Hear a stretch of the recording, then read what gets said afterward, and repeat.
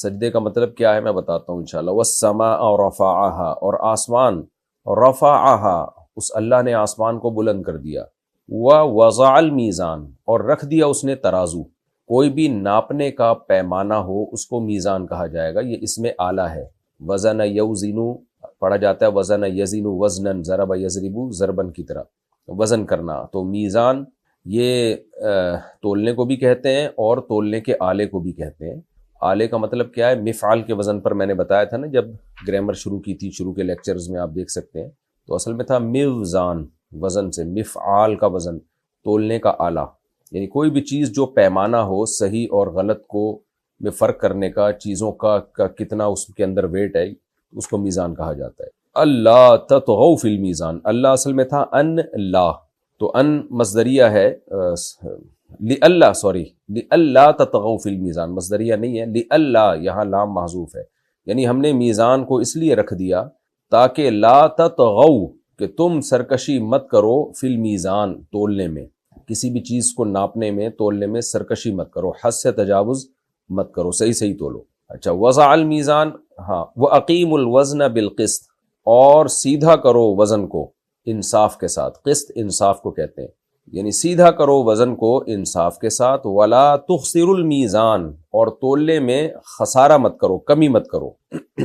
اخسار خسارے سے نکلا ہے نا، اردو میں بھی یہ لفظ استعمال ہوتا ہے. وَالْأَرْضَ وَضَعَهَا، اور زمین کو رکھ دیا اس نے، لِلْأَنَام، مخلوق کے لیے. انام مخلوق کو کہتے ہیں. فِيهَا فَاكِهَةٌ، جس میں پھل ہیں، وَالنَّخْلُ، اور کھجوریں ہیں، یعنی کھجور کے درخت کو نخل کہا جاتا ہے. ذات الاکمام، چھلکوں والے. کم غلاف کو کہتے ہیں، چھلکے نہیں، غلاف یعنی. کم اصل میں آستین کو کہتے ہیں نا عربی میں، اور اکمام اس کی جمع آتی ہے. تو اکمام سے یہاں مراد ہے پھلوں کے جو غلاف ہوتے ہیں، غلاف، ان کو کہا جاتا ہے. تو کھجور کے اوپر تو چھلکا ہی ہوتا ہے، شاید اسی پر اس کا اطلاق کیا جائے گا یہاں پہ. والحب ذو العصف، اور دانے یعنی غلہ.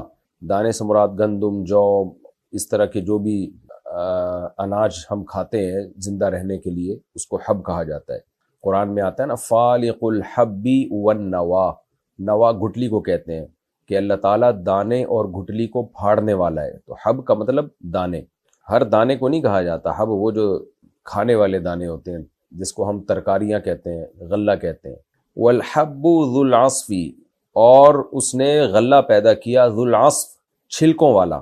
عصف پتے کو بھی کہتے ہیں، جو باریک غلاف ہوتا ہے ترکاری، جیسے گندم اور جو کے اوپر چھلکا ہوتا ہے نا، تو چھلکوں والے غلوں کو پیدا کیا اس نے. والریحان، ریحان کا معنی خوشبو بھی ہے اور مطلق رزق کو بھی. کوئی بھی کھانے کی چیز ہو پاکیزہ، جس کی طرف انسان کی طبیعت مائل ہوتی ہو، تو اس کو بھی ریحان کہا جاتا ہے.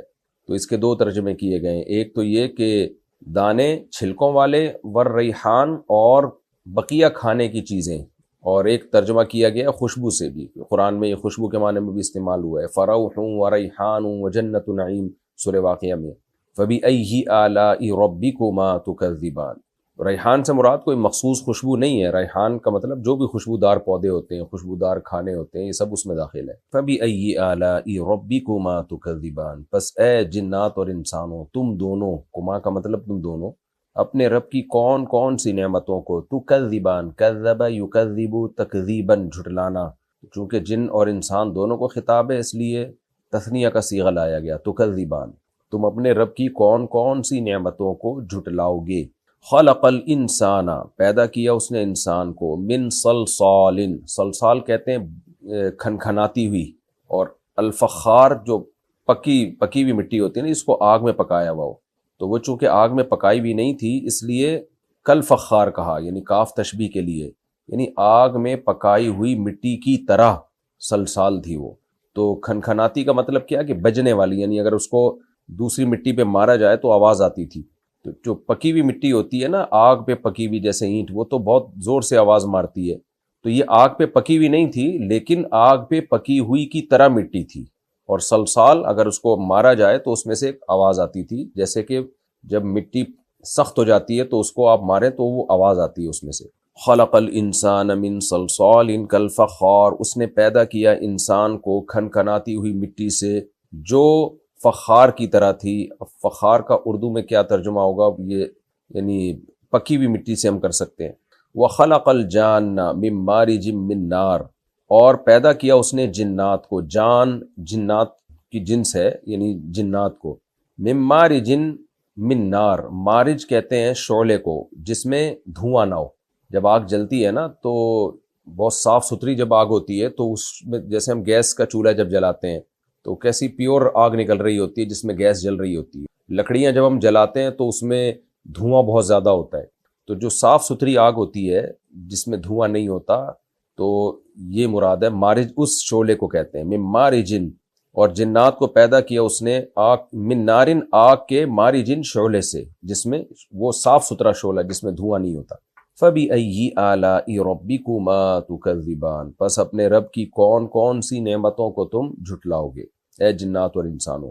رب المشرقین، دو مشرقوں کا مالک ہے، ورب المغربین، اور دو مغربوں کا مالک ہے۔ فَبِأَيِّ آلَاءِ رَبِّكُمَا تُكَذِّبَانِ، پس تم اپنے رب کی کون کون سی نعمتوں کو جھٹلاؤ گے۔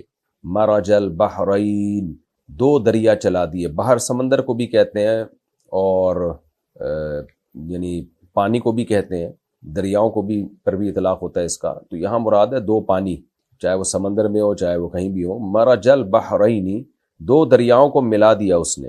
مرجا یمرجو کا معنی ہوتا ہے ملانا، شاید یہ انگلش کا لفظ مرج اسی سے نکلا ہو، واللہ عالم۔ مرج البحرین، دو دریاؤں کو چلا دیا اس نے۔ یلتقیان، التقا یلتقی، ملنا، باب افتعال سے ہے، لقی یلقا، لقاء کا معنی بھی ملنا، التقاء کا معنی جب آپ ایک دوسرے سے ملاقات کرتے ہیں، تو یلتقیانی تثنیہ کا صیغہ ہے کہ دونوں ملے ہوئے ہیں۔ بینہما برزخ، ان دونوں کے درمیان ایک پردہ ہے۔ لا یبغیان، بغا یبغی کا معنی سرکشی کرنا، تو یہ دونوں دریا سرکشی نہیں کرتے، دونوں پانی سرکشی نہیں کرتے، یعنی ایک دوسرے میں گھستے نہیں ہیں، اپنے اپنے ٹریک پہ چلتے ہیں یہ۔ فَبِأَيِّ آلَاءِ رَبِّكُمَا تُكَذِّبَانِ، پس اے جنات اور انسانوں تم اپنے رب کی کون کون سی نعمتوں کو جھٹلاؤ گے۔ يَخْرُجُ مِنْهُمَا، ان دونوں دریاؤں سے یا ان دونوں پانیوں سے نکلتا ہے، اللؤلؤ، موتی، والمرجان، اور مرجان ایک مخصوص پتھر ہے۔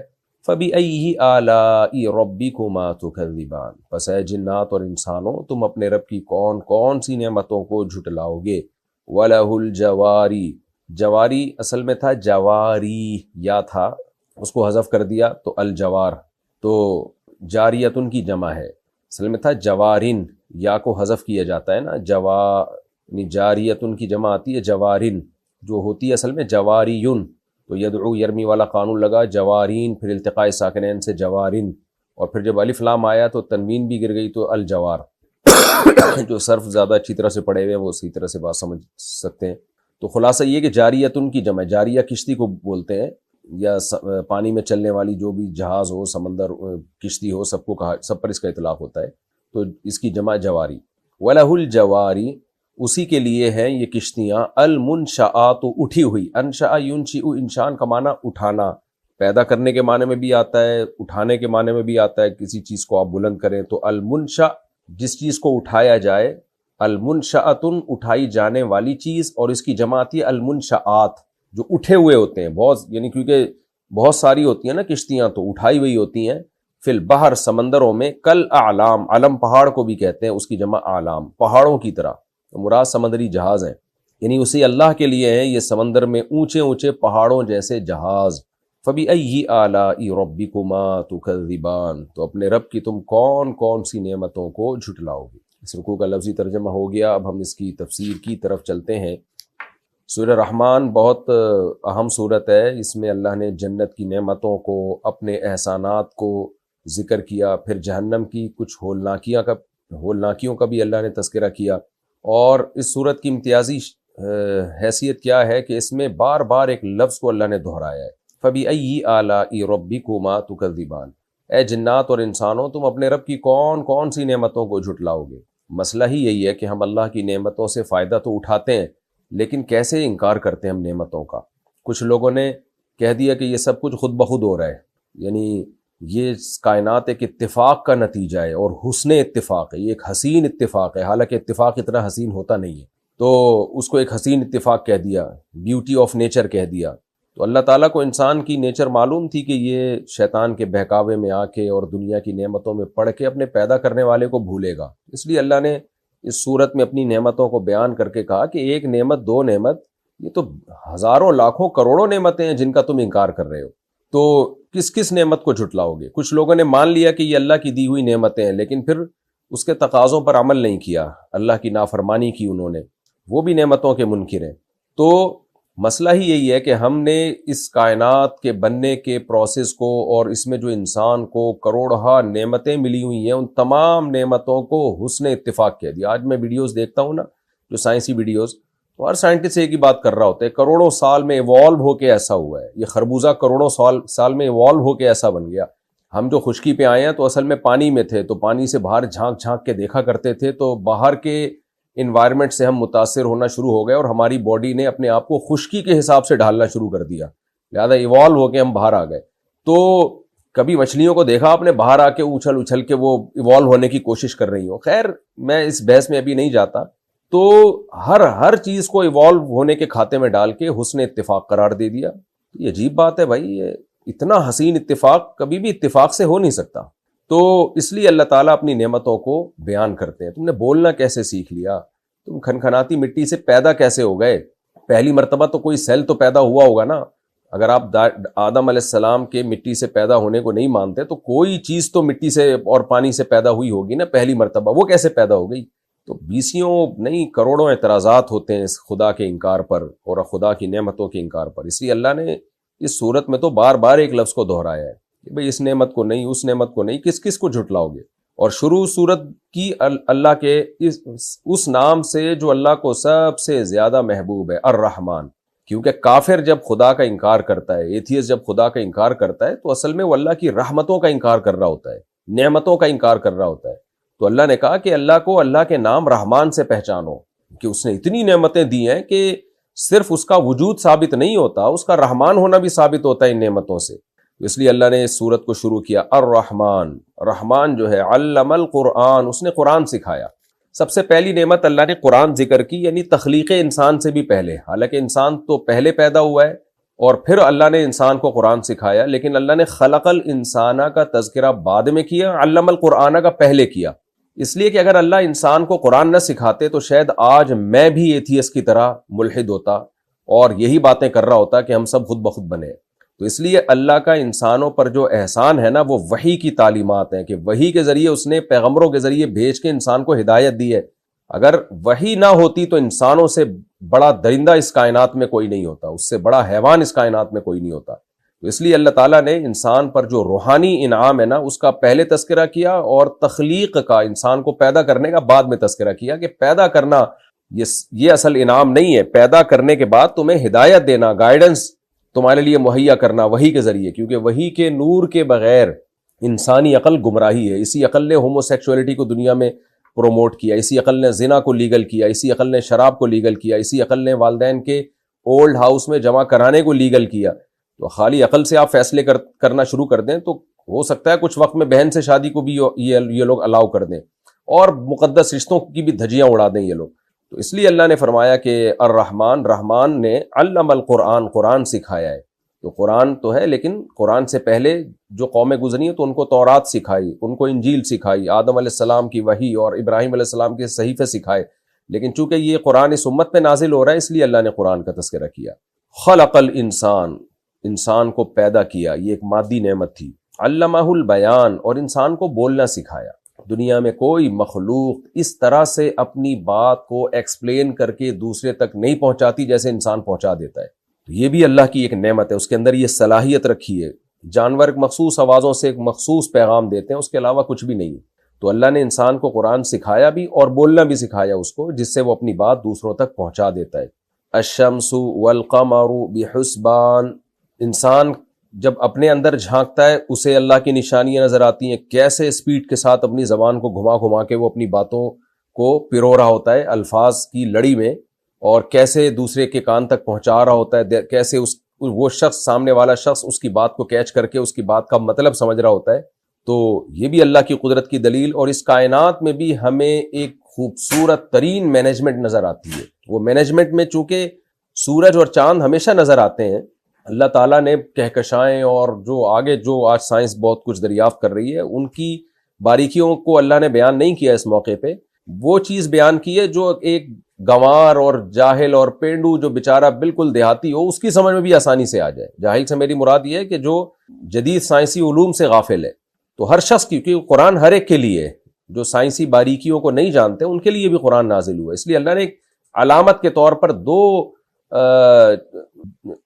یعنی اجسام کا ذکر کیا، الشمس والقمر بحسبان، فرمایا سورج اور چاند ایک حساب سے ہیں۔ یہ کیسے ہو سکتا ہے اتنی خوبصورت مینجمنٹ کہ سورج اور چاند کی ایک مخصوص دائرے میں چلتے چلے جا رہے ہیں اربوں خربوں سال سے، اپنے ٹریک سے دائیں بائیں ذرا بھی نہیں ہٹتے، تو یہ خود بخود نہیں ہو سکتا۔ وہی بات ہے کہ اتنا خوبصورت اتفاق سے نہیں ہو سکتا۔ والنجم والشجر یسجدان، فرمایا جو بیلیں ہیں بغیر تنے کے درخت اور تنے والے، یہ سب اس کو سجدہ کر رہے ہیں۔ سجدہ کرنے کا مطلب کیا ہے؟ یا تو حقیقت میں سجدہ کر رہے ہیں جن کے سجدے کا ہمیں علم نہیں ہے، یا اس سے مراد ہے اطاعت، جس فطرت اور نیچر کے راستے پر اللہ نے ان کو ڈال دیا وہ اس راستے پہ چل رہے ہیں۔ بیل کو آپ دیکھیں نا، بیل کا کام ہوتا ہے اوپر جانا، کیسے وہ تھوڑی سی رسی تلاش کر رہی ہوتی ہے اور جہاں کوئی رسی اس کو ملی یا تنا ملا تو ایسے لپٹ لپٹ کے اوپر جاتی ہے، جیسے یہ جو K2 اور ماؤنٹ ایوریسٹ کی پہاڑیوں پہ چڑھنے والے نہیں اوپر جا رہے ہوتے، تو اس طرح سے یہ اوپر جانا شروع کر دیتی ہے۔ تو یسجدان یعنی وہ دونوں اپنے کاموں میں لگے ہوئے ہیں۔ درخت بھی ایک خاص ٹائم تک بڑھے گا، پھر پھول نکلیں گے، پھر پھل پیدا ہوں گے، تو ایک خاص ٹریک پہ اللہ نے ان سب کو چلا دیا اور وہ گردن جھکا کے چلے جا رہے ہیں۔ وَالسَّمَاءَ رَفَعَهَا وَوَضَعَ الْمِيزَانَ، اور آسمان کو اس نے بلند کیا، وَوَضَعَ الْمِيزَانَ، اور ترازو رکھ دیا اس نے۔ وضع کہتے ہیں کوئی بھی چیز رکھنا یا کسی بھی چیز کو ایجاد کرنا، جیسے ہم کہتے ہیں نا یہ واضع لغت نے یہ لفظ وضع کیا ہے، یعنی اہل لغت نے یہ لفظ ایجاد کیا ہے، تو ایجاد کے معنی میں بھی ہے، بہت سارے معنی میں۔ اس نے ترازو رکھ دیا یعنی پیدا کیا ترازو۔ ترازو سے یہاں مراد کوئی بھی چیز جو حق اور باطل کو ناپنے کا پیمانہ ہو، صحیح اور غلط کو ناپنے کا پیمانہ ہو، ہر طرح کے پیمانے کو، معیار کو میزان کہا جاتا ہے۔ تو کوئی بھی چیز جس کے ذریعے انصاف ہو سکے، کوئی تو کرائٹیریا ہوتا ہے نا جس کے ذریعے ہم یہ کہتے ہیں کہ یہ ظلم ہے، یہ عدل ہے، یہ غلط ہے، یہ صحیح ہے۔ تو وزن کرنے کا آلہ، کس چیز میں کتنا وزن ہے، کون سی چیز کتنی ویلیویبل ہے، یہ ان تمام معنی میں یہ لفظ استعمال ہوتا ہے۔ تو اللہ نے میزان رکھ دیا۔ اللہ تطغوا فی المیزان، کیوں رکھا؟ لام محذوف ہے یہاں پہ، لی اللہ، تاکہ اس لیے کہ لا تطغوا فی المیزان، تم چیزوں کو تولنے میں سرکشی مت کرو، طغیان مت کرو۔ کیا مطلب؟ حد سے زیادہ یا حد سے کم۔ اس میں یہ عام ترازو بھی داخل ہے کہ آپ لوگوں سے چیزیں یعنی پیسے لیتے ہوئے ڈنڈی مارتے ہیں اس میں، یا پیسے لیتے ہوئے پورے پیسے وصول کرتے ہیں، جب ان کو کوئی چیز تول کے دیتے ہیں تو اس میں ڈنڈی مارتے ہیں آپ۔ حالانکہ اللہ نے ترازو اس لیے بنایا ہے کہ جب دینے والے کو اس کا یعنی لینے والے کو اس کا حق دیا جائے تو وہ حق بھی پورا تول کے دیا جائے۔ یہ ترازو اسی لیے تو تھا۔ آپ نے ترازو میں باٹ چینج کر دیے، اس میں گڑبڑ کر دیا آپ نے۔ یہی مضمون قرآن میں دوسرے مقام پر ہے نا، وَيْلٌ لِّلْمُطَفِّفِينَ الَّذِينَ إِذَا اكْتَالُوا عَلَى النَّاسِ يَسْتَوْفُونَ، تباہی ہے ان لوگوں کے لیے جو ناپ تول میں کمی کرتے ہیں، جب اپنا حق لینے کی باری آتی ہے پورا حق لیتے ہیں، جب دینے کی باری آتی ہے ڈنڈی مارتے ہیں۔ تو کہیں بھی ایگریمنٹ جب آپ کا ہوتا ہے، آپ سامنے والا شخص اپنے حصے کا کام پورا کر دیتا ہے لیکن آپ اس کو پورا حق نہیں دیتے۔ سرکاری اداروں میں آپ دیکھ لیں، وہاں بھی اللہ تطغوا فی المیزان کے حکم کی دھجیاں اڑائی جاتی ہیں۔ آپ دیر سے پہنچ رہے ہیں لیکن تنخواہ پوری کر لے رہے ہیں، گورنمنٹ نے آپ کے ذمہ جو کام لگایا اس میں آپ ڈنڈی مار رہے ہیں، تنخواہیں آپ پوری لے رہے ہیں۔ آپ اسکول ٹیچر ہیں، بچوں کو پڑھانے میں آپ خیانت کر رہے ہیں لیکن آپ تنخواہ پوری لے رہے ہیں۔ تو اس آیت کا مفہوم بہت وسیع ہے، یعنی اللہ نے دنیا میں عدل رکھا ہے اور عدل کو ناپنے کے پیمانے بھی رکھے ہیں۔ وہ پیمانے زمانوں کے حساب سے چینج ہو سکتے ہیں۔ عقل بھی ایک پیمانہ ہے جو آپ کو بتاتی ہے صحیح کیا ہے غلط کیا ہے، لیکن آپ کی عقل آپ کے حق میں تو بڑا زبردست فیصلہ کر رہی ہے، کام کر رہی ہے، جب دوسروں کے بارے میں وہ عقل غلط فیصلہ کر رہی ہوتی ہے۔ تو یہ بھی لا تطغوا فی المیزان میں داخل ہے۔ آپ دیکھیں نا یہ عالمی طاقتیں جب غزہ کے مظلوم بچے قتل ہو رہے ہیں، شہید ہو رہے ہیں، معذور ہو رہے ہیں، تو وہاں ان کی عقل خاموش ہو جاتی ہے، اندھی ہو جاتی ہے، اور جب انہی میں سے کسی ایک پہ ذرا سا ظلم ہو تو کیسے ساری دنیا مل کے چیختی ہے۔ تو یہ بھی لا تطغوا فی المیزان میں داخل ہے۔ اللہ نے جو عقل کا ترازو رکھا ہے وہ اس لیے نہیں کہ دوسرے کے ظلم کو کسی اور طرح سے تولا جائے اور اپنے پر ہونے والے ظلم کو بہت زیادہ وزن دے دیا جائے، تو یہ بھی غلط ہے۔ تو یہ بہت وسیع آیت ہے قرآن کی۔ فرمایا اللہ تطغوا فی المیزان، ہم نے میزان اس لیے رکھا کہ تم میزان میں یعنی تولنے میں، چیزوں کو تولنے میں سرکشی مت کرو. وَأَقِیمُوا الْوَزْنَ بِالْقِسْطِ، اسی کی تاکید ہے دوسرے الفاظ سے، کیونکہ یہ بہت اہم مضمون ہے اس لیے اللہ نے اس کو دوبارہ دہرایا. اور تم وزن کو انصاف کے ساتھ تولا کرو، انصاف کے ساتھ سیدھا کرو. اس کو سیدھا کرنے کا مطلب وہی عدل، یعنی عدل پراپر وے میں ہونا چاہیے. وَلَا تُخْسِرُوا الْمِيزَانَ، اور وزن میں گھاٹا مت کرو. جب یعنی گھاٹے کا مطلب کیا ہے کہ جب دوسرے کو اس کا حق دینے کا وقت آئے تو پورا پورا تول کے دیا کرو، اس میں گھاٹا مت کیا کرو. تو یہ آیت بھی بہت مفہوم ہے کہ جب آپ دوسرے پہ ہونے والے ظلم کو تولیں اپنے ترازو سے، تو جو آپ پہ جو ظلم ہوا تھا نا، آپ نے اس ترازو سے اپنے ظلم کو جتنا ویٹ دیا تھا، دوسرے پہ ہونے والے ظلم کو بھی آپ اتنا ہی ویٹ دیں، اتنی ہی ویلیو دیں، اتنا ہی وزن دیں آپ. تو لا تخسروا المیزان، وزن میں کمی مت کیا کرو. والارض وضعها للانام، اور زمین کو اس نے وضع کیا. وضع کا معنی رکھنا بھی ہے، نصب کرنا بھی ہے، ایجاد کرنا بھی ہے. تمام معنی میں یہ لفظ استعمال ہوتا ہے. جیسے کہ میں نے بتایا، اس نے زمین کو رکھ دیا، یعنی اپنے ٹریک پہ رکھ دیا، یا زمین کو پیدا کیا، اس نے ایجاد کیا. للانام، مخلوق کے لیے. بڑی زبردست آیت ہے یہ بھی. آج سائنسی تحقیقات سے پتہ چلتا ہے کہ حیات کامل طور پر جو ہمیں نظر آتی ہے اس زمین میں، اس میں آکسیجن بھی ہے، اس میں 23 ڈگری جھکی ہوئی بھی ہے تاکہ موسم بنتے رہیں، اور اس کا ٹیمپریچر بھی بہت معتدل ہے. تو ایتھیس اور ملحد لوگ کہہ دیتے ہیں حسن اتفاق، یعنی اتفاق سے سب کچھ ایسا ہو رہا ہے. اللہ کہتے ہیں اتفاق سے نہیں ہو سکتا. مخلوق کے لیے زمین کو ڈیزائن کیا گیا، کروڑوں اربوں کھربوں کہکشائیں، ستارے، سیارے تھے. تو اللہ نے کہا ایک چھوٹا سا ذرہ ایسا بھی پیدا کروں جہاں حضرت انسان کو پیدا کروں، اور وہاں مخلوق کو پیدا کروں، زندگی کی بہاریں ہوں، درخت ہوں، انہار ہوں. قرآن اس کا منکر نہیں ہے کہ کسی دوسری جگہ پہ حیات نہیں ہو سکتی، لیکن خطاب چونکہ ہم سے ہو رہا ہے تو زمین کو تو اسپیشلی اس طرح سے ڈیزائن کیا گیا ہے. سورج سے اس کا فاصلہ کتنا ہونا چاہیے. چاند بھی یعنی چاند بھی زمین کی حیات کے لیے ضروری ہے. آپ ڈاکومنٹریز میں دیکھ سکتے ہیں اگر چاند نہ ہوتا تو بھی زمین کا نظام بہت حد تک تباہ و برباد ہو جاتا. تو اللہ نے فرمایا کہ والارض وضعها للانام، مخلوق کے لیے اس اللہ نے اس کو اس طرح سے بنایا ہے.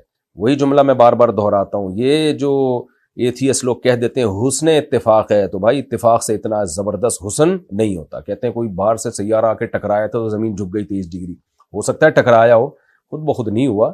اللہ نے اس زمین پہ حیات کو پیدا کرنا تھا تو زندگی کے لحاظ سے زمین کو سوٹیبل بنانا تھا، تو اس کے لیے 23 ڈگری جھکانا تھا. اس لیے کوئی سیارہ لا کے اللہ نے ٹکرایا اس سے کہ بھائی اس کو جھکا دو 23 ڈگری.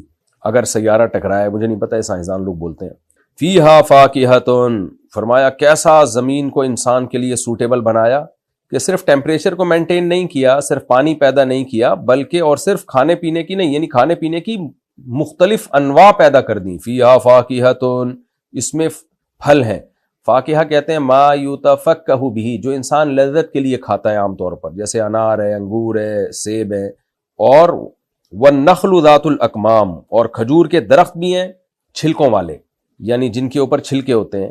والحب ذو العصف، اور دانے وہ چھلکوں والے، ہر دانے کے جیسے گندم کے اوپر بھی ایک چھلکا ہوتا ہے نا. ذو العصف پتوں والے کو بھی کہتے ہیں، یعنی جس کے پتے ہوں. تو پھر مراد ہوگا کہ وہ جو دانوں کے جو پودے ہوتے ہیں ان میں پتے بھی ہوتے ہیں، یا پھر دانوں کے اوپر جو چھلکا ہے وہ بھی مراد ہو سکتا ہے. بھوسا جسے کہتے ہیں ہم، عصف بھوسے کو کہتے ہیں، بھوسے کو بھی کہتے ہیں. تو کیونکہ یہ بھوسا بھی ہمارے لیے مفید ہے. آج تو سائنسدانوں نے یہ بات، ڈاکٹروں نے یہ بات ثابت کی ہے کہ فائبر کے ساتھ ان دانوں کو کھانا چاہیے، ورنہ یہ ہمارے جانوروں کے کام میں استعمال ہوتے ہیں. والحب ذو العصف والریحان، اور خوشبودار ترکاریاں، خوشبودار غذائیں. ریحان کا مطلب رزق بھی ہے، کوئی بھی کھانے کی چیز، اور خوشبو کے معنی میں بھی یہ لفظ استعمال ہوتا ہے. فَبِأَيِّ آلَاءِ رَبِّكُمَا تُكَذِّبَانِ، اے جنات اور انسانوں، تم اپنے رب کی کون کون سی نعمت کا انکار کرو گے؟ ہر چیز کے بارے میں کہہ دو گے کہ یہ خود بخود بنی ہے، یا مشرک بن کے کسی اور کے کھاتے میں ڈال دو گے. اعتراف کرو گے کہ ایک کریٹر ہے جس نے بنایا، لیکن جھکو گے بتوں کے سامنے، یہ ایسا کرو گے. فَبِأَيِّ آلَاءِ رَبِّكُمَا تُكَذِّبَانِ، اے جنات اور انسانوں، تم اپنے رب کی کون کون سی نعمتوں کو جھٹلاؤ گے. صحیح حدیث میں حضرت عبداللہ بن عمر رضی اللہ عنہ فرماتے ہیں کہ نبی صلی اللہ علیہ وسلم کے سامنے جب یہ صورت تلاوت کی گئی، یا خود آپ صلی اللہ علیہ وسلم نے یہ صورت پڑھی، تو جب آپ یہاں پہنچے تو آپ نے فرمایا کہ میں نے جنات کو دیکھا کہ اس موقع پر انہوں نے تم سے اچھا جواب دیا. صحابہ نے پوچھا یا رسول اللہ جنات نے کیا جواب دیا؟ آپ صلی اللہ علیہ وسلم نے فرمایا جب جنات کے سامنے یہ آیت پڑھی گئی نا فَبِأَيِّ آلَاءِ رَبِّكُمَا تُكَذِّبَانِ، سورہ رحمان کی جب ان کے سامنے تلاوت کی گئی کہ اے جنات اور انسانوں تم اپنے رب کی کون کون سی نعمتوں کو جھٹلاؤ گے، تو آپ صلی اللہ علیہ وسلم نے فرمایا، جنات نے فوراً کہا لا بشیء من نعمت ربنا نکذب، اے اللہ ہم تیری نعمتوں میں سے کسی نعمت کا بھی انکار نہیں کرتے۔ تو انسان کو بھی چاہیے بزبان قال یا بزبان حال یہ الفاظ دہرائے اور کافروں کی طرح مت ہو جائے کہ بس اس کائنات میں کی وسعتوں میں غور و فکر کرنا ہے، ٹھیک ہے کرنا ہے، وہ تو ضروری ہے، وہ تو قرآن کا حکم ہے، لیکن غور و فکر کر کے اپنے خالق تک بھی ہمیں پہنچنا ہے۔ تو فَبِأَيِّ آلَاءِ رَبِّكُمَا تُكَذِّبَانِ، ہم بھی جواب میں یہی کہتے ہیں لا بِشَيْءٍ مِّن نِعْمَةِ رَبِّنَا نُكَذِّب، اے اللہ ہم ملحدین اور ایتھیس لوگوں کی طرح نہیں ہیں، ہم تیری نعمتوں میں سے کسی نعمت کا بھی ہم انکار نہیں کرتے۔ خلق الانسان من صلصال کالفخار، اس نے انسان کو پیدا کیا ایک کھنکھناتی ہوئی بجتی ہوئی مٹی سے جو پکی ہوئی مٹی کی طرح ہے۔ اس کی حقیقت پورے طور پر اللہ ہی جانتے ہیں۔ اس مٹی میں پانی میں گارا ملا کے اور اس کو ایک پروسیس سے گزارا گیا، وہ ہمیں نہیں پتا وہ پروسیس چند لمحوں کا تھا یا کروڑوں اربوں کھربوں سال کا تھا۔ قرآن اس سے خاموش ہے، اور جن باتوں سے قرآن خاموش ہے ہمیں اس پہ بحث کرنے کی اجازت نہیں ہے، لیکن اتنی بات ہے کہ وہ ایک سڑی ہوئی مٹی تھی، بدبودار مٹی تھی، یعنی اس مٹی کو ایک پروسیس سے گزارا گیا جس سے اس میں اسمیل پیدا ہوئی، بدبو پیدا ہوئی۔ یہ قرآن اس کا بار بار تذکرہ اس لیے کرتا ہے کہ انسان کو یہ پتہ چلے کہ مادی لحاظ سے تمہاری کوئی حیثیت نہیں ہے، تم جس میٹیریل سے بنے ہو وہ کوئی ایسا نہیں کہ مشک و عنبر کو ٹیلوں سے تمہیں بنایا گیا ہو یا مشک و عنبر ملا کے سونے اور چاندی سے تمہیں بنایا گیا ہو، لہذا تمہاری فضیلت اللہ کی نظر میں مادی حیثیت سے نہیں ہے، وہ تو جانور بھی مٹی سے بنے ہیں، تمہاری حیثیت ہے تمہاری مینٹیلٹی کی بیس پہ، تمہاری روحانیت کی بیس پہ، اما شاکرن و اما کفورا، کون ہے جو اللہ کے حکام کے سامنے اپنی خواہشات کو قربان کر دیتا ہے اور کون ہے جو خواہشات میں پڑھ کے جانوروں جیسی زندگی گزارتا ہے۔ تو انسان کو فضیلت اعمال کی بیس پہ ہے، اس کی باڈی کی بیس پہ نہیں ہے انسان کو فضیلت۔ وَخَلَقَ الْجَانَّ مِن مَارِجٍ مِّن نَار، اور فرمایا جنات کو اس نے بنایا آگ کے بھڑکتے ہوئے شعلے سے۔ کیسے بنایا اس کی حقیقت بھی اللہ جانتا ہے۔ آگ ظاہر ہے کہ انرجی ہے، تو انرجی سے اللہ نے چیزوں کو بنایا، فرشتوں کو لائٹ سے بنایا ہے، روشنی سے۔ اب یہ کہنا کہ بھئی سائنسدان تو اس بات کا اعتراف نہیں کرتے، تو سائنسدان نہ اعتراف کر سکتے ہیں نہ انکار کر سکتے ہیں، کیونکہ یہ چیز ایسی ہے کہ سائنسدانوں کے اوپر کی چیز ہے، یعنی یہاں تک سائنس پہنچی نہیں ہے، عین ممکن ہے پہنچ جائے مستقبل میں۔ تو خوب سمجھ لیں سائنس جب کسی چیز کا انکار کرتی ہے تو دو وجہ سے، یا تو اس بیس پہ کہ وہ سائنس کے حدود میں ایک چیز آ رہی ہوتی ہے اور وہ انکار کرتی ہے، تو یہ انکار معتبر ہوتا ہے، مانا جاتا ہے۔ ایک چیز ہوتی ہے کہ بھی سائنس کے ہم یہاں تک پہنچے ہی نہیں ہے، تو جب پہنچے ہی نہیں ہے تو اس میں کیسے انکار کیا جا سکتا ہے کہ ایک چیز آپ کے علم کے لیول سے باہر ہے۔ ہاں سائنسدان یہ دعویٰ کر دیں کہ اس کائنات میں جو کچھ ہے سب پر ہم مطلع ہو گئے ہیں، پھر ہم کہیں گے بھائی جب آپ کو سب پتہ ہے تو یہ کیوں نہیں پتا آپ کو، لیکن سائنس نے ظاہر ہے ایسا دعویٰ کیا نہیں اور شاید قیامت تک کر بھی نہ سکے، انسان کی دماغ اور عقل علم بہرحال محدود ہے۔ فرمایا رب المشرقی فبأی آلاء ربکما تکذبان، اپنے رب کی کون کون سی نعمتوں کو جھٹلاؤ گے، یعنی مٹی سے انسان کو بنانا اور جنات کو بنانا اور تخلیق کے مراحل سے گزارنا انسان کو، اور پھر یہ زندگی کی نعمت دینا، یہ بہت بڑی اللہ کی نعمت ہے، یہ بھی حسن اتفاق نہیں ہے، خوب سمجھ لیں۔ رب المشرقین و رب المغربین، دو مشرقوں کا اور دو مغربوں کا مالک ہے۔ قرآن ایک جگہ کہتا ہے رب المشرق و رب المغرب، اللہ مشرق اور مغرب کا مالک ہے۔ کہیں اللہ کہتا ہے رب المشارق والمغارب، بہت سارے مشرقوں کا اور بہت سارے مغربوں کا مالک ہے۔ اور یہاں قرآن کہہ رہا ہے دو مشرق اور دو مغرب، کس طرح سے تطبیق ہے؟ بھائی اگر سورج جہاں جہاں سے نکلتا ہے ان تمام کو ایک ہی سمت قرار دیا جائے، کیوں چار سمتیں ہیں نا، تو پھر ایک مشرق ہے اور ایک مغرب ہے۔ سورج جہاں سے نکلتا ہے وہ ایک مشرق ہے اور جہاں غروب ہوتا ہے وہ ایک مغرب ہے، کیونکہ چار سمتیں ہیں۔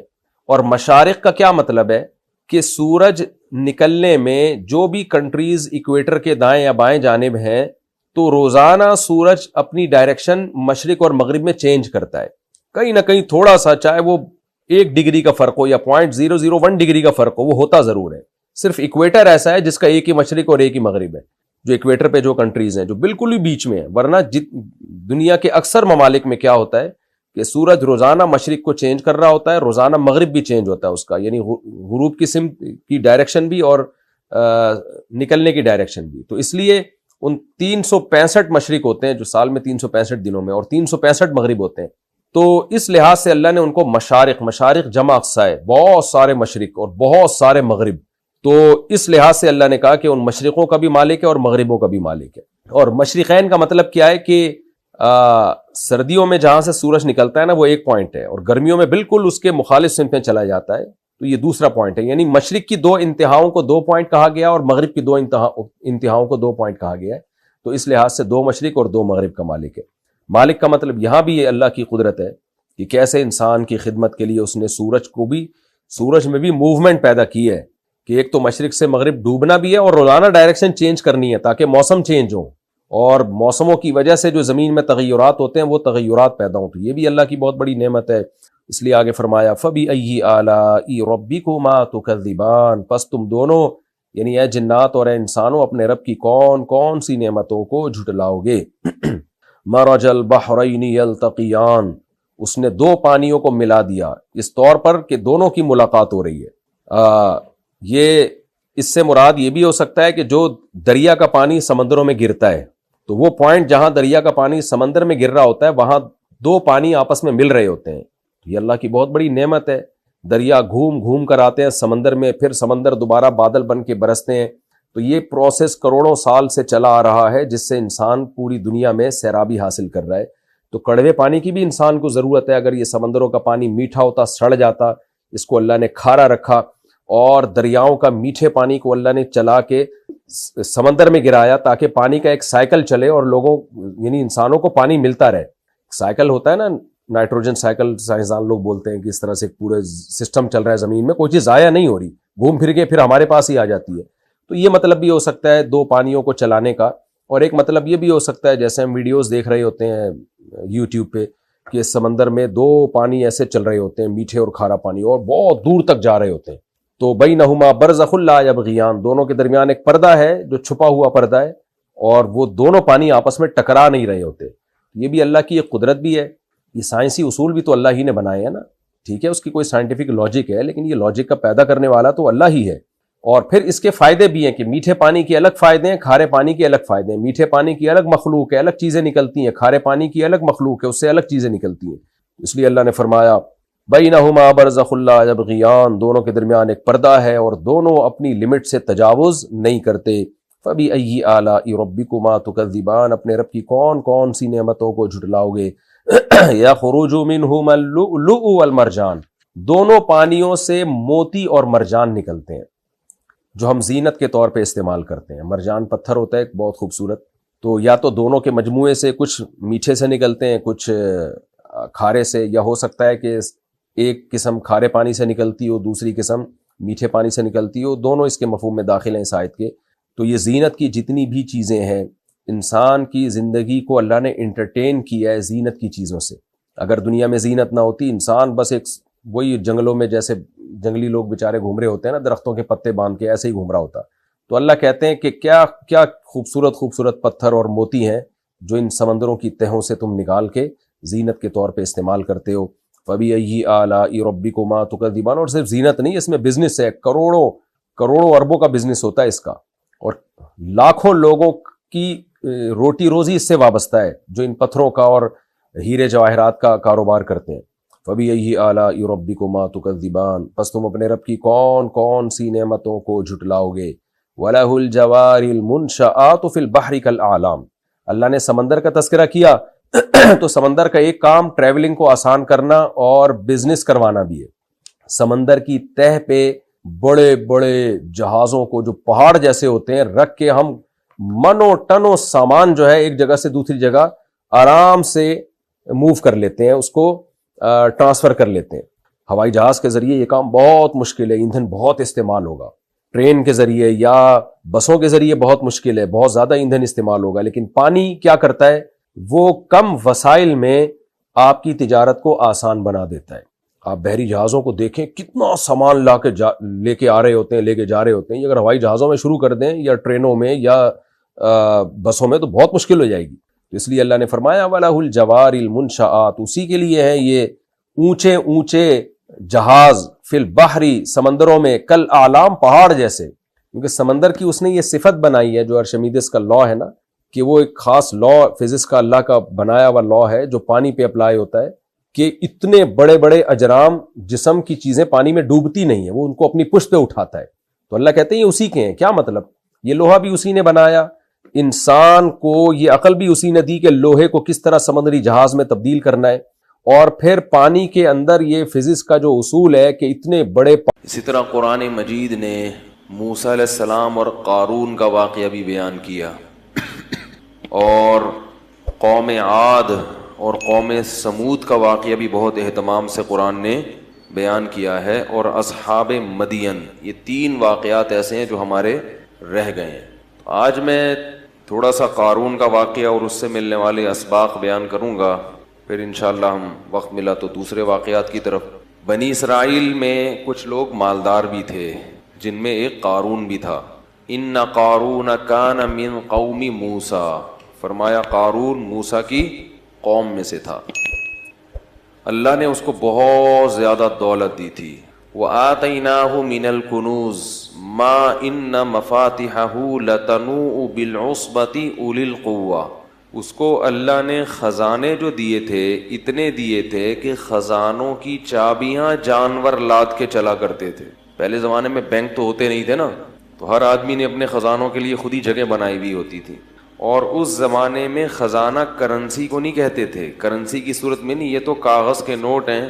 جب حکومت کہہ دے کہ کل عدم, تو یہ 5,000 کا نوٹ چائے میں ڈبو کے کھانے کے کام بھی نہیں آئے گا. اس سے اچھا وہ پاپا ہوگا جو گھر میں رکھا ہوا ہے. یہ تو ایک فرضی چیز ہے نا. سونے اور چاندی کے سکے وہ ہوتے تھے اصل خزانہ. تو اس کی جو خزانے تھے اس کی چابیاں کیا ہوتی تھیں, ایک جماعت لے کے چلا کرتی تھی. اتنے بڑے بڑی چابیاں اس کی. جی بھائی, اچھا. وَآتَيْنَاهُ مِنَ الْكُنُوزِ مَا إِنَّ مَفَاتِحَهُ لَتَنُوءُ بِالْعُصْبَةِ أُولِي الْقُوَّةِ. تو نتیجہ کیا نکلا کہ جب دولت آتی ہے تو شہرت بھی ہوتی ہے اور خادم بھی ہوتے ہیں. پھر جہاں چلتے ہیں تو اکیلے تو چلتے نہیں ہیں, دائیں بائیں پروٹوکول بھی ہوتا ہے. تو قارون کو یہ عزت ہضم نہیں ہوئی. دیکھو بہت کم لوگوں کو پیسہ راس آتا ہے, اور عزت بھی بہت کم لوگوں کو راس آتی ہے. عزت ملتی ہے تو اپنی اوقات انسان بھول جاتا ہے, پیسہ ملتا ہے تو اپنی اوقات بھول جاتا ہے. تو قارون بھی کیا ہوا, جب پیسہ آیا تو اوقات بھول گیا. تو جو قارون کی قوم میں نیک لوگ تھے انہوں نے قارون سے کہا لا تفرح ان اللہ لا يحب الفرحین. اتراؤ مت, اللہ اترانے والے کو پسند نہیں کرتا. تواضع کرو بھئی, یہ کس کی دین ہے؟ اللہ کی. اس سے پتہ چلتا ہے کہ جب بھی کوئی نعمت ملتی ہے تو نسبت کدھر کرنی چاہیے. دیکھو تواضع کا مطلب یہ, تواضع اور احساس کمتری میں کیا فرق ہے؟ تواضع اور, بعض لوگ کہتے ہیں تواضع اس کا نام ہے کہ آپ کو اللہ نے کوئی نعمت دی ہو, آپ کہیں نہیں میں تو بالکل فارغ ہوں, میرے پاس کہاں, خاکسار ہیں, مجھے کہاں. اگر میں نے کہہ دیا کہ ہاں یہ میرے پاس یہ کوالٹی ہے, نعمت ہے, تو کہیں تکبر نہ ہو جائے. لوگ کرتے ہیں نا, اس کو تکبر نہیں کہتے. اگر آپ کے پاس نعمت ہے اور آپ کو پتہ ہی نہیں کہ اللہ نے مجھے کوئی صلاحیت دی ہے, تو یہ تواضع نہیں ہے, یہ احساس کمتری ہے, جس کی وجہ سے آپ کبھی بھی ترقی.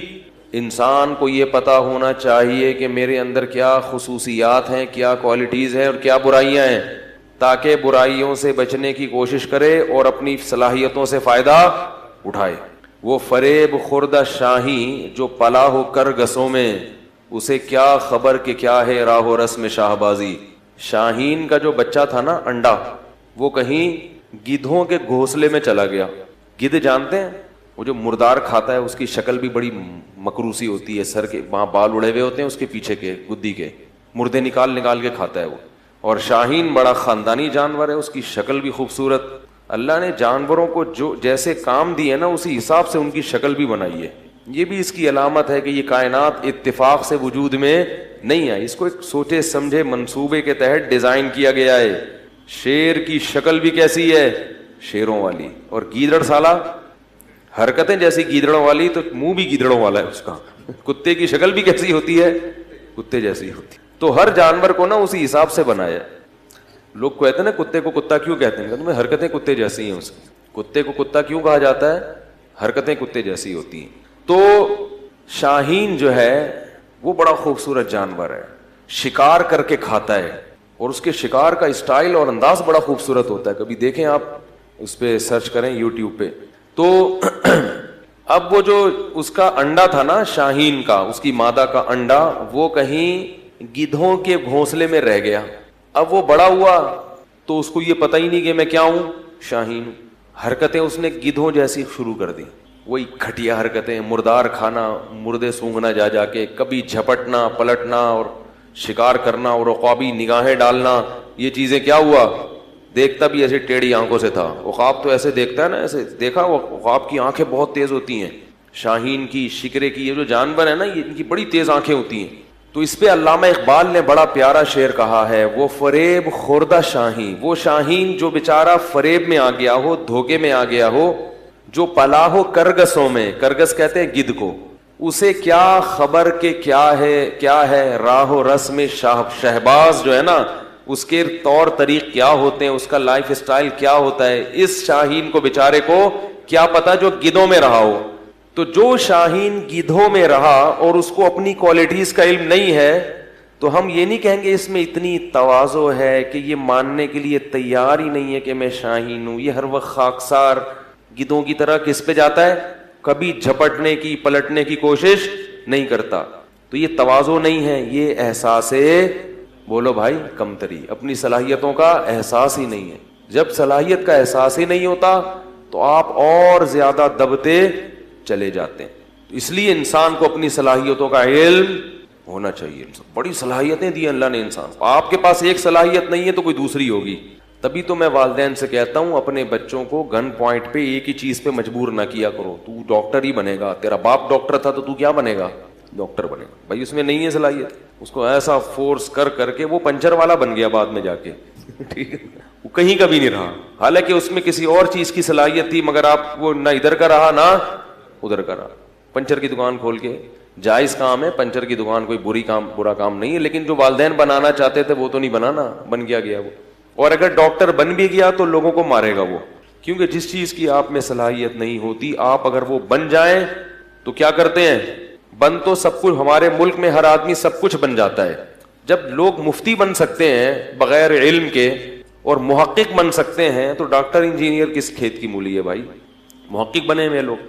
تو اس لیے اپنی صلاحیتوں کا علم نہ ہونا یہ کیا ہے, احساس کمتری.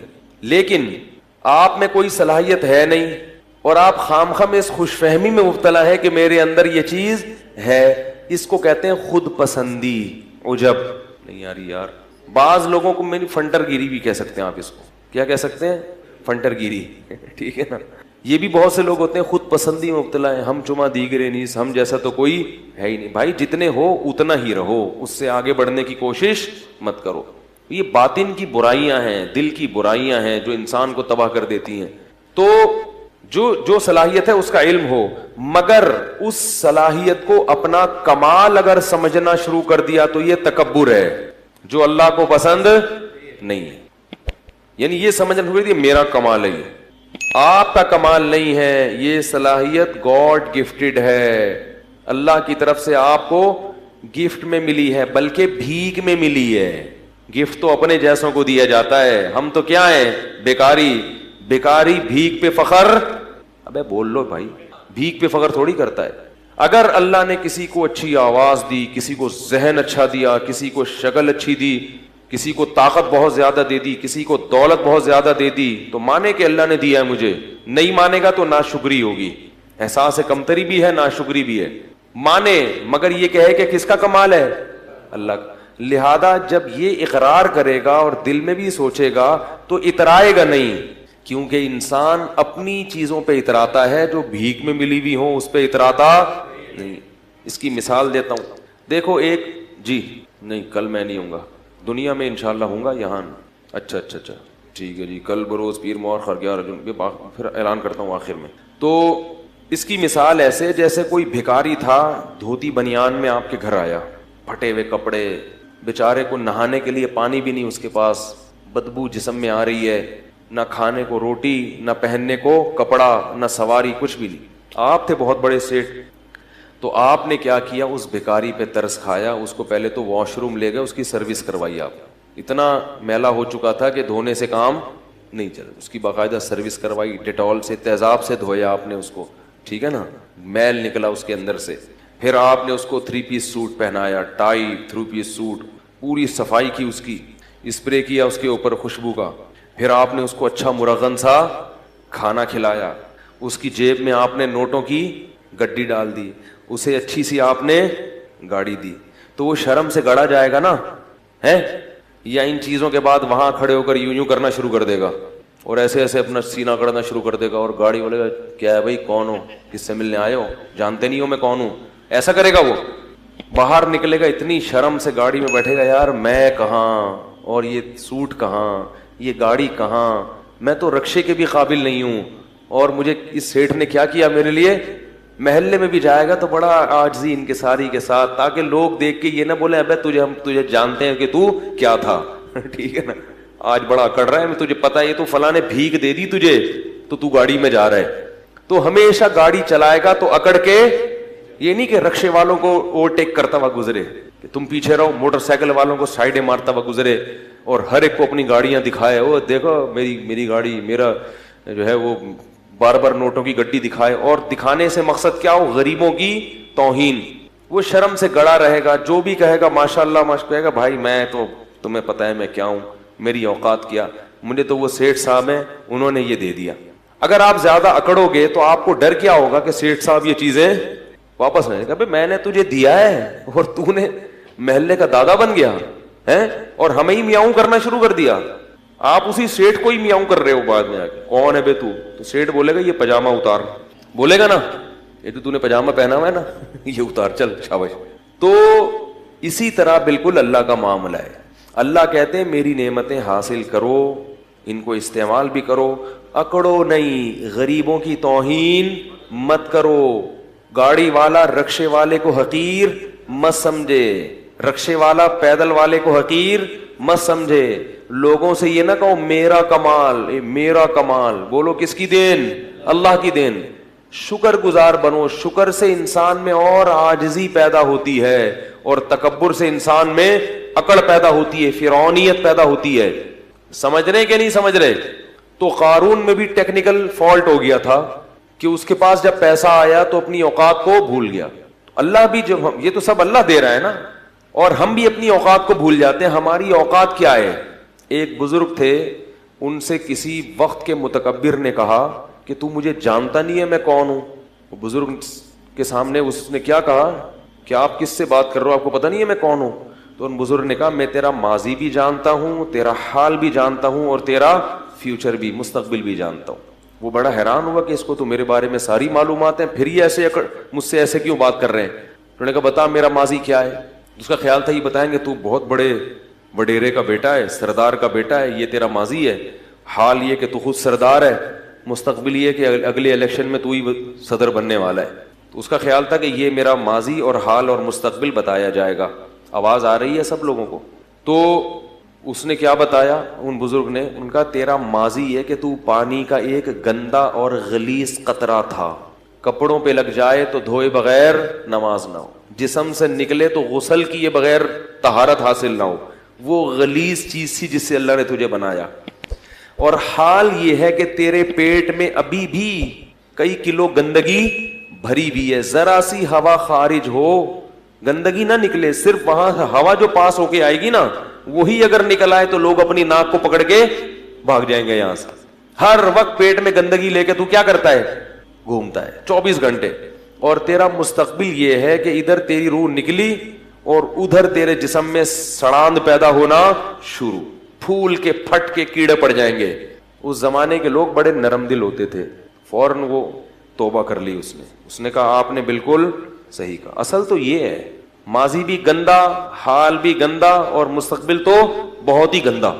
تو یہ انسان اپنی اوقات بھولتا ہے اور پھر کیا کرتا ہے, وہ میں اکڑ. غریبوں کو, جو اپنے سے کمتر لوگ ہیں, ان سے تمیز سے بات کرنا چھوڑ دیتا ہے. یہ بہت غضب والی بات ہے. تو فرعون صاحب بھی, قارون بھی اپنی اوقات, جب بھی انسان اپنی اوقات بھولے نا تو واش روم میں سوچنا چاہیے کہ ہماری اوقات ہے کیا. کتنی گندگی, کتنے عیب اللہ نے انسان کے ساتھ لگا دیے ہیں. اس لیے انسان, ہمارے حضرت فرمایا کرتے تھے کہ تکبر ہمیشہ احمق اور بے وقوف آدمی میں ہوتا ہے، عقل مند کبھی بھی متکبر نہیں ہوگا، ہمیشہ یہ احمقوں اور بے وقوفوں کا کام ہے۔ عقل مند کو پتا ہوتا ہے کہ ہماری حیثیت کیا ہے، 2 منٹ لگتے ہیں عزت جانے میں بھی، دولت جانے میں بھی، صحت جانے میں بھی۔ بڑے بڑے پہلوان ہیں، کوئی بیماری لگی ہڈیوں کا ڈھانچہ بن گئے، 2 منٹ لگتے ہیں انسان کو تباہ ہونے میں، پھر بھی اکڑتا ہے میں یوں میں یوں میں یوں۔ تو قارون کو حضرت موسیٰ علیہ السلام نے فرمایا، ان کی قوم نے کہا لا تفرح، اتراؤ مت، ان اللہ لا يحب الفرحین۔ یاد رکھو اگر کسی کو اللہ نے دولت دی ہے، وہ اچھی گاڑی میں گھومتا ہے، اس کے ساتھ نوکر چاکر ہوتے ہیں، تو یہ عمل شریعت میں ناجائز نہیں ہے۔ بعض لوگ نا شریعت کو سمجھتے نہیں ہیں اور ہر جگہ فٹ کرنا شروع کر دیتے ہیں قرآن کی آیتیں۔ اترانا کسے کہتے ہیں یہ میں نے آپ کو بتا دیا۔ محض خادم کثرت سے رکھنا، خدمت گزار، اگر اللہ نے آپ کو پیسہ دیا تو آپ خادم رکھ سکتے ہو، 10 خادم رکھو، آپ خادم بھی رکھو، گاڑی بھی اچھی رکھو، کپڑا بھی اچھا پہنو، لگژری لائف اسٹائل اختیار کرو۔ تو اللہ کی نعمتوں سے لطف اندوز ہونا یہ تکبر نہیں ہے، اللہ کی نعمتوں پہ اترانا یہ کیا ہے؟ تکبر ہے۔ علماء نے مسئلہ بیان کیا ہے، فقہاء نے، کہ اگر کوئی شخص کسی مالدار گھرانے کی خاتون سے شادی کرتا ہے، جس خاتون کے گھر میں خود کام کرنے کا رواج نہیں ہے، اتنے لگژری لائف اسٹائل ہے ان کا کہ ان کے ہاں نوکر کام کاج کرتے ہیں، عورتیں گھر کے کام نہیں کرتی، تو فقہاء نے لکھا ہے کہ اگر ایسے گھرانے سے آپ بیوی لے کر آئے تو آپ اس سے گھر کی خدمت نہیں کرا سکتے، بلکہ آپ کو اس کے لیے نوکر کا انتظام کرنا پڑے گا۔ کیوں؟ قرآن کہتا ہے عاشروہن بالمعروف، عرف کے مطابق ان سے پیش آؤ۔ تو ان کا عرف یہی ہے کہ ان کے ہاں کام، پیسہ اللہ نے زیادہ دیا ہے تو بھائی وہ کہتے ہیں ہمیں پیسہ ہے تو ہم کیوں پکائیں روٹی، ہم نوکر رکھ لیں گے، تو یہ جائز ہے۔ اس میں اگر ہو پیسہ، نہیں ہے تو خام خواہ میں شو بازی کی کوشش نہ کرو، قرضے لے لیکن صرف دنیا کو دکھانے کے لیے کہ ہم لوگ اصل میں بہت اعلیٰ خاندان کے ہیں، ہمارے ہاں خود کام نہیں ہوتا، نوکر ہمارے ہاں روٹی پکاتا ہے، نوکر کو دینے کے لیے تنخواہ ہے نہیں تو ایسا نہ ہو، شو بازی اچھی چیز نہیں ہے۔ اگر اللہ نے دیا ہے تو ٹھیک ہے، نوکر رکھے جائیں، ماسیاں رکھی جائیں۔ ہمارے دوست تھے ایک جامعہ الرشید میں، ہمارے کلاس فیلو تھے، بہت اللہ نے پیسہ دیا تھا، وہ گاڑی لے کے نکلتے تھے، ہم بھی ان کے ساتھ ہوتے تھے اکثر۔ گاڑی پنچر ہوئی نا تو یہ نہیں کرتے تھے کہ وہ بھائی نکالو یا خادم کو فون کرو، فوراً گھر سے دوسری گاڑی منگوائی، جہاں بھی ہیں فوراً فون کیا بھائی دوسری گاڑی بھیجو، اس کو لے جاؤ۔ تو اگر اللہ نے کسی کو مال دیا ہے تو وہ سہولت فائدہ اٹھا سکتے، لیکن وہ ایک حادثے میں شہید ہو گئے، جوان تھے بالکل، ایک ایکسیڈنٹ میں ان کا انتقال ہو گیا، اللہ تعالیٰ ان کی مغفرت فرمائے، بڑے نیک عالم تھے۔ تو کیا کہہ رہا تھا میں یہ عرض کر رہا تھا کہ اگر کوئی لگژری لائف اسٹائل اختیار کرتا ہے تو اس پہ تکبر کے فتوے، کیونکہ لوگ لگاتے ہیں یہ عالم کرولا میں گھوم رہا ہے، یہ لینڈ کروزر میں گھوم رہے ہیں۔ اول تو علماء اکثر اپنی لینڈ کروزر میں نہیں گھوم رہے ہوتے ٹھیک ہے نا، کسی مرید کی لینڈ کروزر ہوتی ہے، وہ اپنے ساتھ لے کے جا رہا ہوتا ہے، تو اس پہ بھی لوگوں کو اشکال ہوتا ہے کہ لینڈ کروزر میں گھوم رہے ہیں، یہ جناب مرغا کھا رہے ہیں۔ تو اگر وہ اپنی بھی لینڈ کروزر میں گھوم رہے ہیں، اگر اللہ نے ان کو پیسہ دیا ہے تو آپ کو تکلیف نہیں ہونی چاہیے، آپ کو خوشی ہونی چاہیے۔ ماشاءاللہ بڑی خوشی ہوئی کہ مفتی صاحب کے پاس کیا ہے؟ لینڈ کروزر ہے، ٹھیک ہے، تو یہ خوش ہونا چاہیے۔ سمجھ رہے؟ لوگ کہتے ہیں کہ نبی تو گدھے پہ گھوما کرتے تھے، تو ٹھیک ہے پھر گدھے لا کے باندھ دیں یہاں پہ آپ۔ بھائی اس زمانے کا جو سواری تھی، اس زمانے کی جو خوراکیں تھیں وہ نہیں ہیں اب، جو سواری تھی نا خوراکیں تو چلو وہ تو وہی ہیں، وہ تو سارا سسٹم چینج ہو گیا نا۔ تو نبی نے بھی اپنے دور کے لحاظ سے سواریوں کو اختیار کیا ہے، اور ہم اپنے زمانے کے لحاظ سے سواریوں کو اختیار کریں گے۔ خیر، تو قارون سے کہا کہ لا تفرح، اترامت، ان اللہ لا يحب الفرحین، وابتغی فیما آتاک اللہ الدار الآخرہ۔ ہر پیسے والے کو یہ حکم ہے جو قارون کو دیا جا رہا ہے کہ اللہ نے تجھے جو نعمتیں دی ہیں اس سے آخرت کی فکر بھی کر، کیونکہ پیسے سے جیسے دنیا کے مزے حاصل ہوتے ہیں، آخرت کے مزے بھی پیسے سے حاصل ہو سکتے ہیں۔ سارا دنیا پہ ہی لگا رہا ہے، آخرت کے لیے بھی تو کوئی ڈپازٹ کر۔ بھائی اللہ نے آپ کو اتنا پیسہ دیا ہے، اتنے نوکر چاکر سب، تو کچھ حصہ آخرت کے لیے بھی تو رکھو کہ میرے گناہوں کی معافی میں وہ کام آئے۔ آخرت کے لیے تو کچھ کر ہی نہیں رہا، اور ولا تنس نصیبک من الدنیا، اور اے قارون یہ مت بھول کہ تو نے دنیا میں رہنا کتنا ہے، جتنا دنیا میں حصہ ہے نا اس کو بھولنا نہیں ہے، وہ بہت تھوڑا سا ہے. دولت تو ہے اتنی مگر عمر لمبی. بھائی آپ ارب پتی بن سکتے ہو، پوری دنیا کی دولت خرید سکتے ہو، مگر عمریں 60-70 سال سے اوپر تجاوز نہیں کرتی.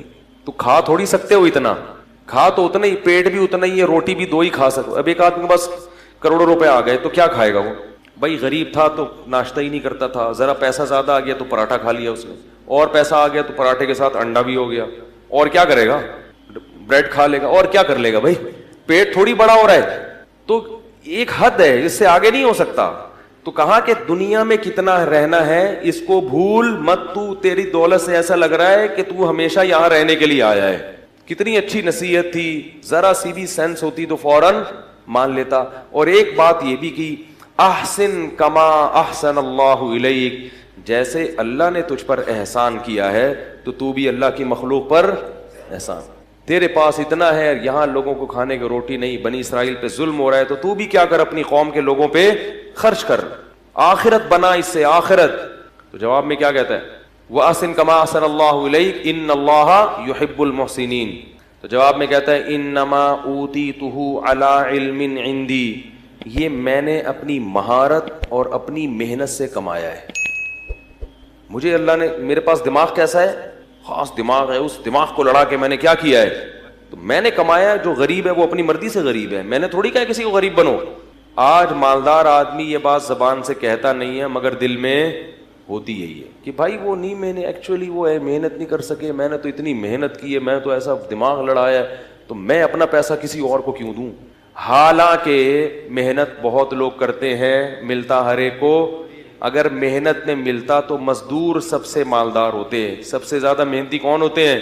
گڑھا کھودنے والے. اور اگر ذہانت میں ملتا تو بے وقوف تو بیچارے بھوکے مر جاتے. میں نے اپنی زندگی میں زیادہ تر، سب کی بات نہیں کر رہا، زیادہ تر بے وقوفوں کے پاس پیسہ دیکھا ہے.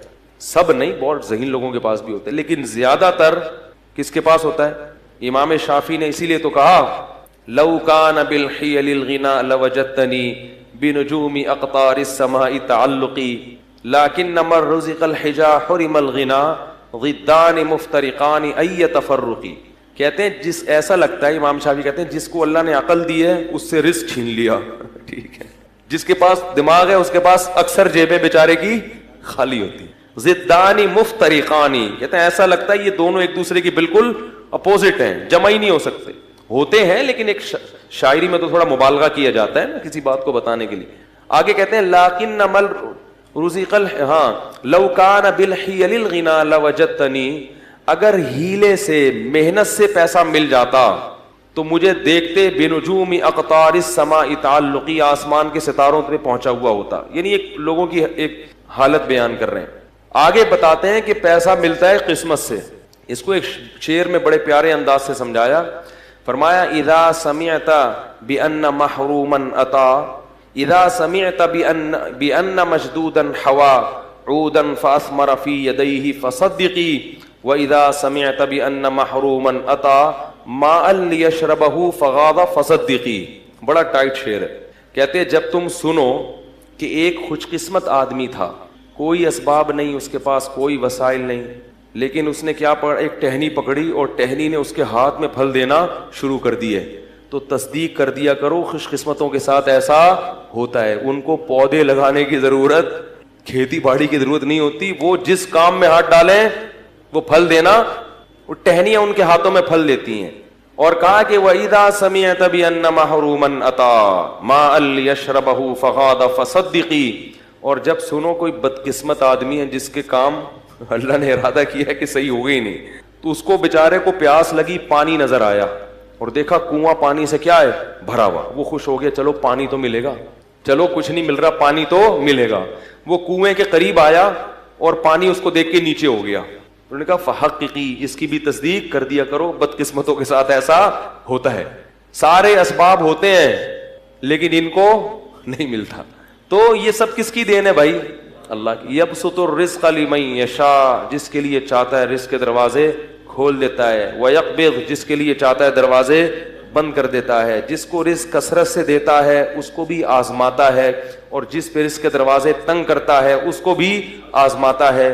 تو یہ بتا دیتا ہے کہ جس کے پاس پیسہ ہے اس کو اترانے کی ضرورت نہیں, تھوڑے دن میں یہ بھی چھن جائے گا, اور جس کے پاس غربت ہے اس کو بے صبری کی ضرورت نہیں ہے, یہ غربت تھوڑے دن میں ختم. مر جاؤ گے تو پھر نوٹوں کی کفن میں جیب اس لیے تو نہیں ہوتی نا, کفن میں تو کچھ بھی نہیں ہے. قبر کھود کے دیکھو تو پتہ ہی نہیں چلے گا کہ یہ کوئی مالدار آدمی تھا, غریب تھا, آفیسر تھا, چپڑاسی تھا, سب ایک ہی طرح کے کپڑے پہن کے سو رہے ہوتے, کوئی پتہ ہی نہیں چلتا. کیڑے سب پہ ایک ہی جتنے ہوتے ہیں. یہ نہیں کہ غریب کی لاش پہ کیڑے زیادہ ہوں گے, دولت مند کی لاش پہ کیڑے کم ہوں گے کہ یہ آفیسر تھے, ایسا نہیں ہے. کیڑے یہ نہیں دیکھتے, ٹھیک ہے نا. تو اس کو یہ کہا تو وہ جواب میں کیا کہتا ہے, انما اوتیتہ علی علم عندی, بھائی میرے پاس ایسے ہنر ہے, ایسے فنون ہیں جن کی وجہ سے میں نے پیسہ کمایا. اللہ کو غضب آیا, اللہ نے فرمایا اولم یعلم ان اللہ قد اہلک قبلہ من القرون, اس کو پتہ نہیں ہے کہ تجھ سے بڑے بڑے لوگ اللہ نے ہلاک کر دیے پہلے, ان کے واقعات سے عبرت حاصل کر. فخرج علی قومہ فی زینتی, ایک دن اپنے جاہو لشکر کے ساتھ, اپنی زینت کے ساتھ نکلا کہیں باہر. قال الذین یریدون الحیات الدنیا, وہ لوگ جو لوگوں کی گاڑیاں بنگلے دیکھ کے رالیں ٹپکاتے ہیں نا, وہ کہنے لگے یا لیت لنا مثل ما اوتی قارون, ہائے کاش ہمیں بھی کچھ ایسا, ہمیں تو اس کوئی سالا پوچھتا ہی نہیں ہے. کہتے ہیں نا لوگ, ایک آدمی ایک محلے میں گیا نا, کہہ رہے شکر ہے میری عزت نہیں ہے اس محلے میں. لوگوں نے پوچھا کیوں, کہہ رہے ورنہ بےزتی ہو جاتی بہت, آج میں نے کام ایسا کیا ہے کہ اگر عزت ہوتی تو بےزتی ہو جاتی. ایسے ایسے لوگ بھی ہیں, عزت ہی نہیں ہے, کوئی پوچھتا ہی نہیں ہے. تو وہ دیکھ کے کیا کہنے لگے, مائیں جب دیکھتی ہے نا یہ منظر تو چاہتی ہے ہمارا بیٹا بھی کیا بنے, یہ بنے, ایسی عزت, یہ لشکر ہو.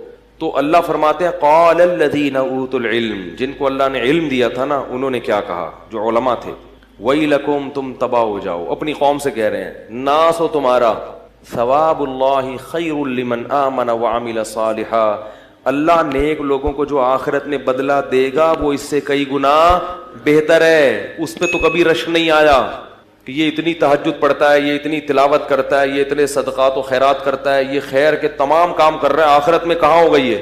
اس کو دیکھ کے تو کبھی بھی رشک نہیں آیا کہ ہائے کاش ہمیں بھی اللہ ایسی توفیق دے دے, ہائے کاش ہم بھی شریعت پر ایسے چلتے.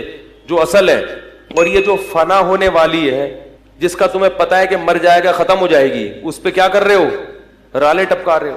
تو ثواب اللہ خیر لمن آمن وعمل صالحا ولا یلقاها الا الصابرون, اور پھر وہ اہل علم خود ہی کہنے لگے کہ یہ صفت صبر کرنے والوں کو عطا ہوتی ہے. فوراً کسی کی چمک دھمک دیکھ کے جو فوراً پیچھے پڑ جاتے ہیں نا, ان کو اللہ ان میں یہ خاصیت پیدا نہیں کرتا کہ وہ دینداروں کو دیکھ کے رشک کرے. اب ہوا کیا, حدیث میں آتا ہے, یہ قرآن میں تو اجمالی ہے, حدیث میں تفصیل ہے, کہ حضرت موسیٰ علیہ السلام فرعون کو قارون کو بار بار نصیحت کرتے تھے, زکوٰۃ دو, زکوٰۃ دو, خیال کرو, ظلم مت کرو. تو قارون کو نا چڑ ہو گئی کس سے, موسیٰ علیہ السلام سے. اس زمانے میں بھی بعض لوگوں کو علماء سے چڑ ہو جاتی ہے, جو سیکولر طبقہ ہے نا ان کو بہت زیادہ چڑ ہوتی ہے علماء سے, کیونکہ ان کی راہ میں سب سے بڑی رکاوٹ کون ہوتے ہیں, علماء ہوتے ہیں. تو وہ بدنامی کا کوئی موقع ہاتھ سے جانے نہیں دیتے. تو اس کو چڑ ہو گئی. اس کمبخت نے کیا کیا, بدبخت نے ایک عورت کو خریدا, جوان عورت, اور اس کو ٹھیک ٹھاک پیسے کی لالچ دی کہ میں تجھے بہت نواز دوں گا, کروڑوں روپے جو بھی اس زمانے کے ہوں گے, تو نے صرف یہ کرنا ہے کہ معاذ اللہ نقل کفر نباشت, تو نے حضرت موسیٰ پہ زنا کی تہمت لگا دی, بدکاری کی. عورت جب یہ کسی پر فحش تہمت لگاتی ہے نا تو لوگ فوراً یقین کہتے ہیں, یہ تو عورت خود کہہ رہی ہے. یاد رکھو, عورت کی تہمت پر یقین کرنا جائز.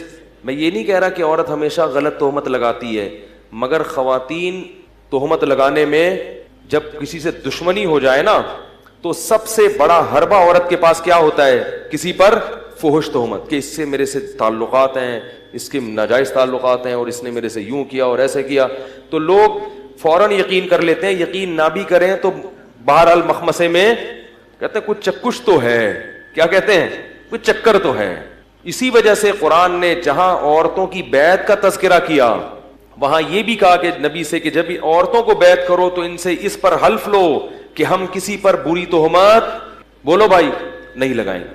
تو یہ کیا ہوا کہ وہ اس نے, تو لوگوں کو ظاہر ہے یقین آ جاتا ہے کہ وہ عورت کہہ رہی ہے, اور بنی اسرائیل تھے بھی تھوڑے سے نالائق تو تھے, وہ جو کامل ایمان والے تھے وہ تو یقین نہیں کرتے کہ بھئی پیغمبر ایسا نہیں کر سکتے، لیکن کچھ چکر میں تو پڑے جاتے ہیں نا. تو وہ عورت کو جب لایا گیا، حضرت موسیٰ علیہ السلام بھی آئے، تو پھر اس عورت، جب حضرت موسیٰ پہ اس عورت کی نظر پڑی تو وہ ڈر گئی. اس کو خوف پیدا ہو گیا کہ میں اتنے لاکھوں روپے کروڑوں روپے لے رہی ہوں، مگر میں کس پہ تہمت لگا رہی ہوں، میرا بنے گا کیا قیامت کے دن. اللہ نے اس کے دل میں خوف پیدا کر دیا اور وہ تہمت لگانے سے باز آ گئی، اور اس نے بتا دیا کہ مجھے قارون نے پیسے دیے تھے جھوٹی تہمت لگانے کی. حضرت موسیٰ کو غضب آیا، اسی وقت بد دعا کی قارون کے لیے کہ اللہ تو اس کو کیا کر دے، ہلاک. وہیں قارون اپنے خزانوں سمیت زمین میں دھسنا شروع ہو گیا اور حضرت موسیٰ کو پکارتا رہا کہ اے موسیٰ معاف کر دے، معاف کر دے، معاف کر دے. موسیٰ علیہ السلام نے کہا نہیں. دستہ دستہ بالآخر پورے خزانوں کے ساتھ جب وہ دھس رہا تھا زمین میں، تو وہ جو لوگ کل کہہ رہے تھے نا، قرآن کے الفاظ ہیں، کہہ رہے تھے کہ ہائے کاش ہمارے پاس بھی ایسا ہوتا، وہ کہنے لگے وَإِكَأَنَّ اللَّهَ يَبْسُطُ الرِّزْقَ لِمَن يَشَاءُ، اور بھائی اللہ جس کو چاہے رزق دے دیں، جس کو چاہے غریب بنا دیں، ہمیں یہ پیسہ نہیں چاہیے. لولا امن اللہ علینا، کہتے ہیں اللہ کا احسان ہے کہ اللہ نے ہمیں اتنی دولت نہیں دی. اب دیکھو کیسی رپورٹیں آ رہی ہیں. علماء جب سمجھا رہے تو سمجھ میں نہیں آ رہا، جب منظر دیکھا نا دھستا ہوا کہ وہ چیخ رہا ہے کہ اے موسیٰ معاف کر دے، اور وہ زمین میں دھستا جا رہا ہے، تو کہنے لگے کہ وَإِكَأَنَّ اللَّهَ يَبْسُطُ الرِّزْقَ لِمَن يَشَاءُ وَيَقْدِرُ لولا امن اللہ علینا لخسف بنا، اللہ کا احسان نہ ہوتا تو ہم پہ بھی عذاب آتا. انہ لا یفلح الکافرون، اللہ کا انکار کرنے والے کبھی بھی کامیاب نہیں ہوتے. اب بعض لوگ یہاں پر یہ کہتے ہیں کہ اگر وہ اللہ کو پکارتا تو اللہ توبہ قبول کر لیتا، حضرت موسیٰ کو پکارا تو حضرت، یہ غلط ہے. یہ کیا ہے، یہ اس میں پیغمبر کی کیا ہے. تو حضرت موسیٰ کو پکارنے کا مطلب یہی تھا کہ آپ کی بد دعا سے ہو رہا ہے تو آپ اللہ سے کہیں کہ مجھے بچا لے، جبکہ حضرت موسیٰ نے ارادہ کیا کہ اب بچانے کا نہیں ہے. اور پیغمبر اپنی قوم کے بہت خیر خواہ ہوتے ہیں، اس لیے یاد رکھو کہ بد دعا دینا ہر صورت میں غلط نہیں ہے. جب بہت زیادہ کسی کو ستایا جائے اور حدود کو توڑ دیا جائے تو بد دعا دینا ایسی صورت میں جائز ہے. یہ جو لوگ کہتے ہیں نا ہمارے نبی نے کبھی بد دعا نہیں دی، ایسا نہیں ہے. ہمارے نبی نے حتی الامکان صبر کیا ہے، طائف میں پتھر کھا کے بھی بد دعا نہیں دی، لیکن